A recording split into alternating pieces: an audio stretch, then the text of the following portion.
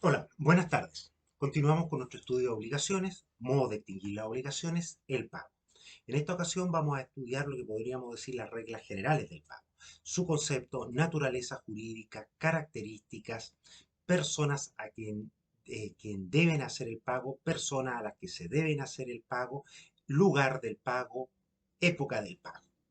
Respecto al concepto, podemos decir en primer lugar que es el más importante modo de extinguir las obligaciones, y más que un modo de extinguir las obligaciones, es la forma natural de cumplirlas y es la prestación de lo que se debe. En cuanto a su naturaleza jurídica, se dice que no es un contrato, porque no crea derechos y obligaciones, no crea derechos, sino que los extingue, y por lo tanto es una convención. Algunos lo discuten. ¿Por qué? Porque aquí la persona puede pagar aún contra la voluntad del acreedor, por lo tanto no habría una convención. Y por eso se dice que es un hecho jurídico. También es un acto intuita persona respecto del acreedor, porque se paga a una persona diferente, no existirá pago. Las características del pago. Algunos dicen, hablan de la triple identidad, de la triple I. Identidad, integridad e indivisibilidad del pago, ¿cierto? Es decir, que el pago debe ser específico, que el pago debe ser completo y que el pago debe ser indivisible. No obstante, hay casos en los cuales puede haber divisibilidad. Las obligaciones simplemente conjuntas, si así lo acuerdan las partes, las deudas hereditarias, fiadores y beneficio de división también, controversia sobre la cantidad que se debe, si las partes son recíprocamente acreedoras y deudoras y opera la compensación, y en procedimientos concursales. Respecto a las personas a quien debe hacerse el pago, por quien debe hacerse el pago, puede ser hecho por el deudor, por un tercero interesado y por un tercero extraño. Por el deudor entendemos, es el principal interesado en pagar, y entendemos no solamente el deudor propiamente tal, sino que su representante legal, su mandatario, el heredero. Y aquí se extingue definitivamente la obligación. Pero pueden haber también personas que son terceras, pero que tienen un interés directo en el pago. Son los codeudores solidarios, el fiador, el tercer poseedor de la finca hipotecado. ¿Por qué el codeudor solidario? Porque está interesado en extinguir la obligación, porque en cualquier momento se le podría cobrar con más intereses eh, y reajustes, ¿no es cierto? El fiador también, y ambos además se subrogan en los derechos del acreedor. Y el tercer poseedor de la finca hipotecada es aquel que hipotecó un bien propio para garantizar una obligación ajena, o adquirió una finca que se encontraba ya hipotecada. Pero la ley también acepta, en estos casos no se extingue la obligación, el único que desaparece es el acreedor, pero la obligación, en virtud de la subrogación, se mantiene entre el primitivo deudor y el tercero interesado que efectuó el pago. Respecto al pago hecho por un tercero extraño, la ley también lo permite, porque lo que le interesa es que al acreedor es que se cumpla la obligación, y a la sociedad también le interesa que no queden obligaciones pendientes.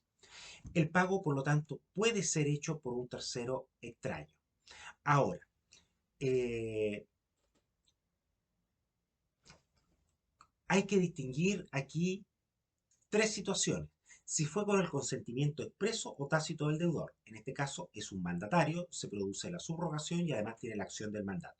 Si fue con el conocimiento del deudor, aunque sin la voluntad y la expresa aceptación, entonces solo tiene la acción de reembolso de la gestión oficiosa, pero pudiera tener la subrogación convencional si el acreedor le cede sus acciones y derechos.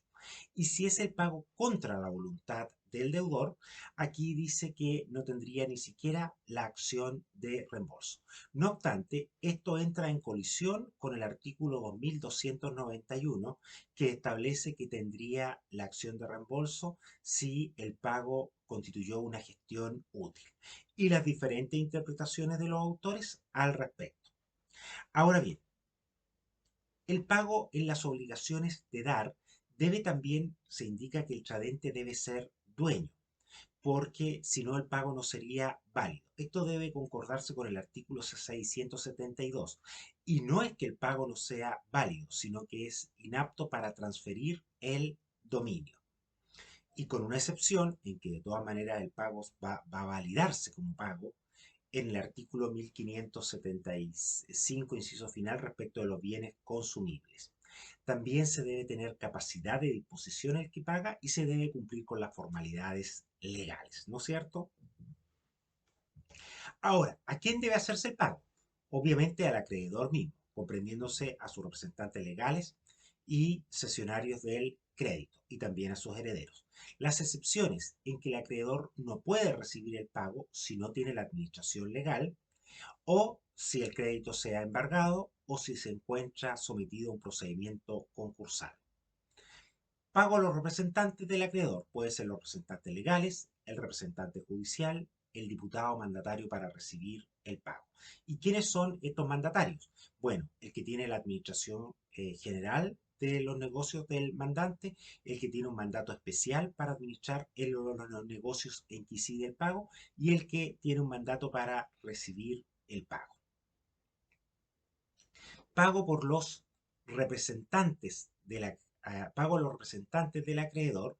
Entonces, en estos casos, debemos decir de que la norma no es taxativa en el caso de los representantes legales, porque pueden haber otros, como por ejemplo el liquidador o el liquidador concursal. Ahora, ¿qué pasa si se paga al actual poseedor del crédito pero que no es dueño? Esto está resuelto en el artículo 1576 y el pago es válido siempre que se cumplan dos requisitos. Se paga de buena fe y esta persona se paga quien en ese momento estaba en posesión del crédito.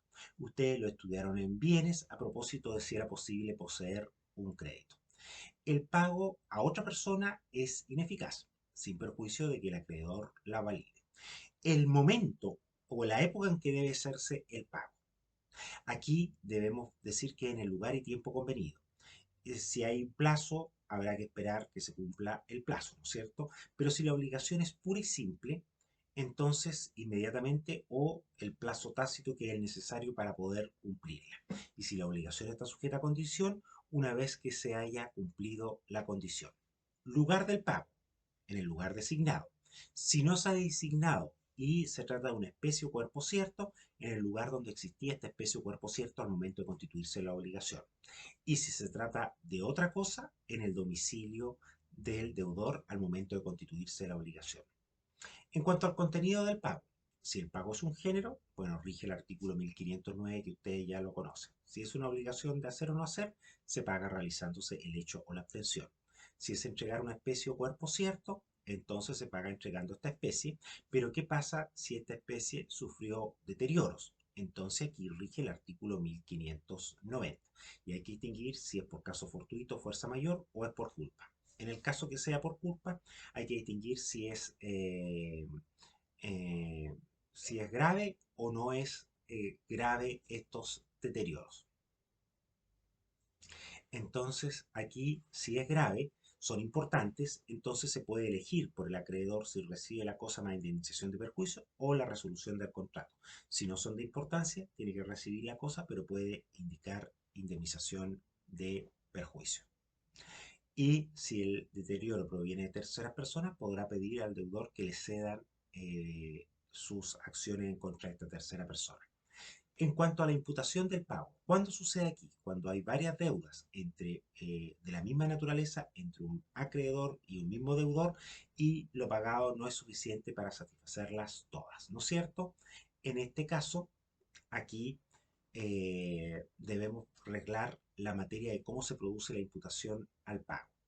Dice que si se deben capital e intereses, se imputa primero a los intereses, salvo que el acreedor consienta otra cosa. Si hay diferentes deudas, se prefiere las que están vencidas y también a las que no están devengadas. También se debe imputar primero a las que se pueden pagar en su totalidad. Si el deudor no hace la imputación, podrá hacerla el acreedor. Y si ninguna lo hace la ley, donde dice que se prefiere las devengadas y si no existe diferencia, las que el deudor elige. Prueba del pago. Como toda obligación, corresponde probarlo al deudor que efectuó el pago. Sin embargo, la ley acude en su favor con algunas presunciones. La primera es que si se otorga carta de pago sin mencionar los intereses, se suponen pagados. Y también la del artículo 1570, que dice que en los pagos periódicos, la carta de pago de 3 periodos consecutivos hará presumir los gastos que se ha pagado los anteriores, los pagos anteriores. Los gastos del pago, por regla general, son deudor, excepción el pago por consignación y el transporte del depósito, ¿no es cierto? Esos son las reglas generales en materia de pago. Concepto, naturaleza, requisitos. ¿Quién debe hacer el pago? ¿A quién debe hacerse el pago? Imputación del pago, prueba del pago, presunciones del pago. Bien, nos vemos en la clase. Que estén bien.